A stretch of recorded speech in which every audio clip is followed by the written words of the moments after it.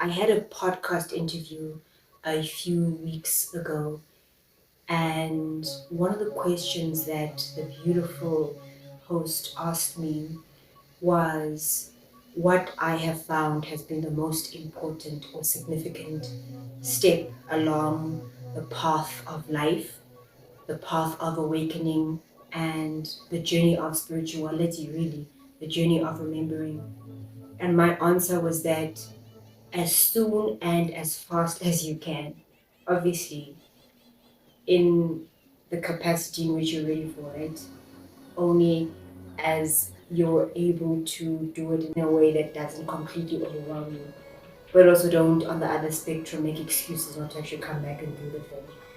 But the most important step, I feel, is the practice of conquering your fears, of moving in the direction of the things that you fear the most. That is the fastest way to transform yourself, to become more intimate with yourself, to gather more courage, and to see parts of yourself that you would never have met had you not had the courage to face the things that you fear the most.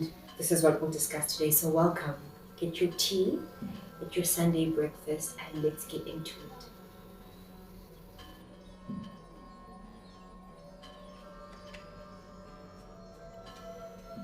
Run towards the roar, the old people used to tell the young ones. When faced with great danger, and when people panic and seek a false sense of safety, run towards the roaring and go where you fear to go. For only in facing your fears can you find some safety and a way through. When the world rattles and the end seems near, go towards the roar. Michael Mead.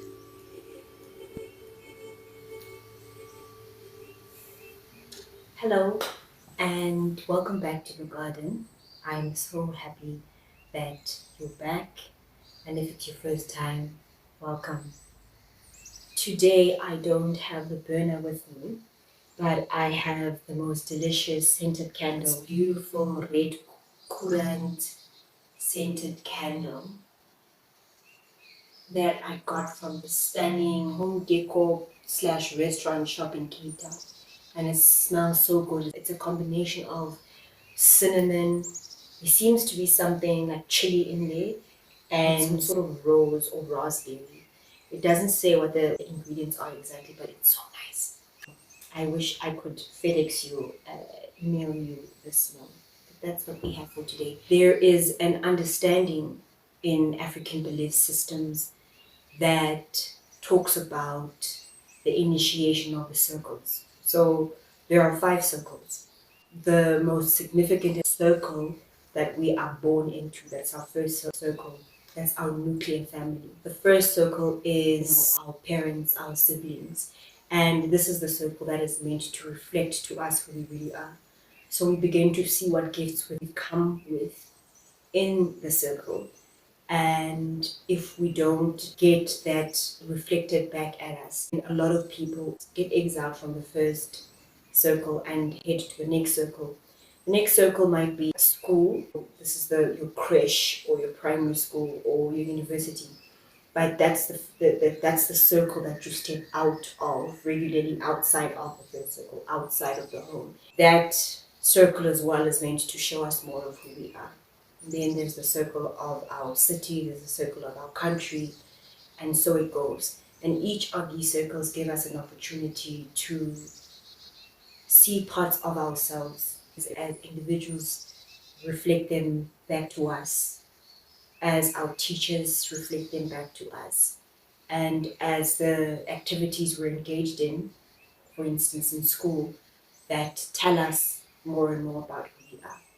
The reason why I'm sharing this is because I want to tell you about my first initiation into my fears and my first time really understanding and it sinking in the significance of going into the fear.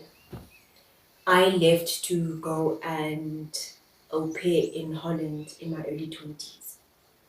The thing about why I decided to go was that I had what is known as itchy feet for many years. I just knew that there was something more. I knew that there was something bigger or different that was calling me. Initially, we had tried to go and au pair in the US, and that application process didn't work out. So we delayed our gap year. We were to leave at the beginning of the year, but we delayed it because the process didn't work out, the process of trying to au pair for the first time. Then decided to delay our trip, and we would then go to London to go and bartend or whatever menial jobs we can find in London, because that was quite a trending thing at the time. This is what people did. This was shortly after we matriculated, so the year after high school, but that didn't work out. There was bombings in London. Our attempt was botched, and of course our family wasn't too keen on us going towards the bombs. And that's not the kind of fear that I'm talking about. We didn't go. But that seed that we planted, that thing that was calling me, had never gone away. And I studied, I began to work, and my feet were still itchy. It was still this thing that was calling me. I then moved to Cape Town, and I was working for a company which I really liked. It was really cool. Allowed me to express more of my own talents, but in the more workspace, mind space. And it was exciting because you're making money while you're young and getting to play and be exposed to all kinds of events and work culture. But I still felt that that's all good, but this is possibly something I could do all my life. I really feel like I'm still young, and while I'm young, I want to take advantage of seeing the world, because I still have room to. We have more opportunity to experience ourselves as young people. I mean, not all of us, it's all different depending on where in the world that you are. There is a support or more open-mindedness in young people exploring, and it might not always be encouraged within our own nuclear families, but it certainly is something that is recognized as needed in some cultures. This job that I had, which I really liked, I was offered permanent position, and that was like, oh, I knew that meant to be a responsible human means that you have to work at a place for a decent amount of time, which is at least 1 year, but preferably 2 years, so that it looks good on your CV, right? And I just knew that if I stayed because of those reasons, that I would miss out on this thing that I knew was to happen. I was asked to become permanent, and I remember the day that I was walking back home. So I took a taxi back to the city, and I then walked up this long incline every day towards the flat. And on this particular day, I remember dealing with this question of, do I become permanent, or do I find what it is that is meant for me right now? Because I believe that it's there. I know that it's there. And as I'm walking up, I look towards the left of the street, and I see the sign that I'd never noticed before. I mean, I don't know how I missed it, because it was this pink luminous board that announced that it was an au pair agency. I just knew. You'll know it, and I'm sure you know it. When you do what you're meant to do, there is a lightness, there's a rightness, and you just float into the direction of that. I just knew. I floated across the street, and I climbed up the stairs, and I went into that office, and I began the application process to go and au pair in Holland for 1 year. Within 2 months, I was in Holland and spent my first white Christmas in Europe, and that was interesting, to see snow and to experience myself in a very different place. And this is why I then had mentioned the circle. That experience was the first time that I left the first circle in which I was raised in, inoculated with. I left. It's the first time I am on my own, because I was always with my twin sister, so it's always a we. It's the first time that I've left my mother. It's the first time that I've left my country. I'd already left the city by experiencing Cape Town, and that also was that first kind of initiation of going into the fear, right? So that also counts. But this massive, decision to go overseas and live with a family to the north for 1 year in a completely different country. I can't just take a train home was a very scary thing. But the rightness, that lightness that I was mentioning just now, was so pure and so clear that I knew. It wasn't even I who knew. It wasn't we who knew. It was the all that is that supported me in saying this way. So it's almost like it's orchestra from the universe that I heard. So that way, and that's what I did. It was the most important experience of my life for many reasons. I enjoyed writing poetry when I was in high school, but I didn't grow up in a house that, where literature was encouraged, or I wasn't exposed to books that I really loved. And in the schools that we went to, I didn't particularly like the books that were recommended. I mean, just to make an example, not to bash the book, but one of the books that we had to read was Chocolat. What does a young African girl? Anyway, let me not go that far. The point I'm trying to make is that I was not exposed to content that really resonated with me. In high school, I liked to write poetry, but it was definitely something that I kept to myself. I had this belief because of an early on experience in primary school, which I'll tell you about some other time. But I had this strong belief that I wasn't smart. I thought I was stupid. This affected even the way that I spoke to people, the things that I'd say. And I mean, I would say stupid things because it was a self fulfilling prophecy. In my mind, I was stupid. So I manifested experiences that proved what I was believing in my heart, which was a lie. And so I never really expressed my writing and shared it apart from the plays that I was writing in high school. And what happened was once I gotten to Holland, I started writing letters to friends and family that was expressing the experiences that I was having. It was this exciting time. I bought myself a camera, so I was taking photos and I was writing about my experiences. And I stumbled upon the fact that I could write. I had no idea I could write as well as I was writing. And it was also only in the reflections that was given to me by my uncle at the time. I remember he was very significant, and other sisters and brothers who were like, wow, you write really well, just were really excited about the adventures that I was experiencing. And that was then like, oh, I have this gift. If I hadn't left the circle, if I hadn't leaned into the fear, I wouldn't have known that there's this. Maybe I would have known later on, but I wouldn't have experienced it in this way, in this pure, expressive way that then was also then reflected back to me by the people in which I was sharing my experiences with. I'm seeing myself being seen by others, and by being seen by others, I'm seeing myself more deeply. And this is what going into our fears does. Going into our fears clarifies things, it strengthens us, it helps us to be more intimate with ourselves. I also, whilst I was in Holland, had a spiritual awakening.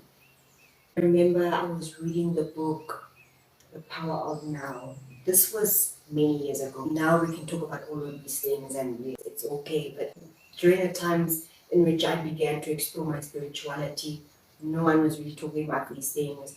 People thought you were crazy if you spoke about those things. Sometimes people would send all kinds of shady messages to you. I had a few experiences like that. This was something that I hid and kept private. And I read this book and I'm just having this awakening, and it feels like my body is alive, alive. I can feel every cell in my being moving and breathing and beating. Holland has got these beautiful forests all around the country, and I remember leaving the flat in which I stayed to just go and take a walk. Just shortly after I was reading the book, and I'm walking through the forest, and it feels like I can see the green jumping off of the leaves as its own kind of consciousness, and I can see the leaf as its own frequency and vibration. Just this wonderful awakening that showed me a deeper part of what it really means to be alive, not just awake but alive. And that's what fear reveals. And you won't know it until you move through it. And this could be a fear that you have of, like, literally, I have a fear of physical spaces, or I have a fear of speaking in public. By making that appointment and saying, you know what, I'm going to join Toastmasters and learn how to speak publicly and to write speeches. When you do that, you discover unknown places within you. I truly believe that the most important aspect of the human evolution is going into our fear. And I think that it's something that's so innate within us. I just have to think about sperm as it leaves the first cave, its first home of its dad. Thousands of sperm charged towards the uterus. And like, if you make it or don't make it, in that visual and thinking about that miracle is that facing our fear, courageous acts are at the core of our experience, right? And then there's being sown into the womb, and then 3 months in, the soul decides to come in. And even that act in itself, saying, despite knowing what this earth experience is like and how painful it can be, how hard it can be, I am going to brave another ride here. I'm going to incarnate and have another experience of what this thing is and give another try. Wow, come on. It just shows you that fear is just a bridge within our mind that we need to cross in order for us to get towards our curiosities. Sometimes when we do feel fear, thinking about it as, oh, that feeling is actually just me being curious about something. Maybe I can move towards that thing. And denouncing that it is a thing of fear. And let it be rather a thing of curiosity. One thing that we're born with is the ability to sense for danger. That's one of our gifts as humans, that animalistic mind. And what is important for us to remember is the distinction between fear and danger. Of course, don't walk towards danger, but understand what is dangerous and what is literally just a resistance within you for an unknown, or resistance because of a previous experience that has scarred you maybe and made you afraid of going to certain spaces. Make that distinction and make it often, so that when fear does arise, you can call it a fool and be like, not right now, not this time. When we go into our fears, we're choosing our own selves on the highest level. It's not even about this fleshly body. You're saying, I'm moving into that direction, though I'm fearful, for the advancement of my highest good, for my soul to experience itself, for me to know myself even better. Facing our fears reinforces our self-worth, how we value ourselves. It clarifies meaning, what we consider to be meaningful in our own lives. And when we cultivate meaning, we see more clearly what our purpose is. And beyond seeing it more clearly, we feel it more clearly. It becomes something that's animated within our bodies. This is the gift about facing our fears. We begin to belong to ourselves on the deepest levels. Because we know that we've conquered something that was once something so frightening to us. The more we allow ourselves to see ourselves and to be courageous and to be brave and to allow curiosities to live, the more peace we have. Because we're not running from unknowns or living from anxieties or false versions of ourselves. We're taking information, so let's say what we think is fear, we translate that into curiosities and we take the information that these curiosities are giving us. Curiosities then give us new knowledge about things, maybe aspects of ourselves, aspects of our life, or it's our work. Once we then begin to move towards the fear, we can, through experience, transform the knowledge into wisdom. And wisdom really is lived experience. Taking what you know intellectually and letting it have new wings and new life, truly actually living it. And that's why the greatest teachers or adventurers or artists aren't necessarily just living within their heads, but they've realized the things that they talk about. They've been down into the trenches or high up on the mountain tops. They've stretched themselves and their hearts and their capacity. They've braved what is hard, because what is hard is what evolves you. It's what grows our spirits and our mind. When we grow spiritually, we grow mentally. And that's the grace of fear. The thing about fear is that you have to take it one step at a time, not too much, but again, don't let yourself be discouraged by your own insecurities or excuses.